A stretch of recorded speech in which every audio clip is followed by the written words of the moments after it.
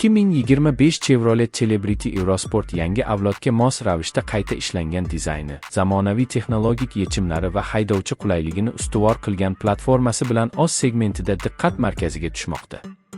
Ushbu model avvalgi Eurosport ruhini zamonaviylashtirilgan ko'rinishda qayta tiklab, sportona tashqi ko'rinish, keng ichki makon va sinfida yetakchi bo'lishga intilgan texnik imkoniyatlarni taqdim etadi. Avtomobilning tashqi dizaynida keskin chiziqlar, yanada aerodinamik shakllar va kengroq old panjara birlashtirilib, yo'lda qat'iylik va zamonaviylikni anglatadi. Ichki makonda esa ergonomik joylashuv, yuqori sifatli materiallar, raqamli asboblar paneli va intuitiv boshqaruv elementlari haydovchiga ham, yo'lovchilarga ham qulaylik yaratadi.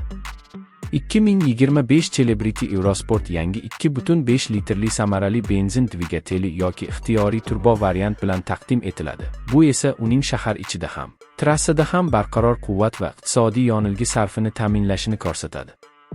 Osma tizimi yo'l notekisliklarni yumshoq qabul qilar ekan, rul boshqaruvi aniq va tezkor javob qaytaradi.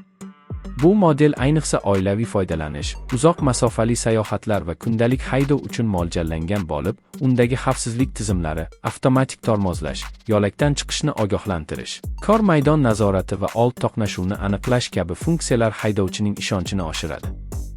Media tizimi esa katta sensorli ekran, Apple CarPlay va Android Auto, Bluetooth va ovozli boshqaruv bilan jihozlangan bo'lib, avtomobil ichida zamonaviy multimediani ta'minlaydi.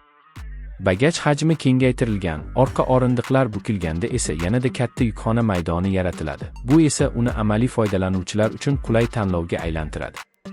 Shuningdek, Eurosport versiyasiga xos bo'lgan sportona bamperlar, maxsus disklar, yo'lga yopishishni kuchaytiruvchi osma sozlamalari va dinamika bilan uyg'unlashtirilgan ichki bezak elementlari unga alohida xarakter bagishlaydi.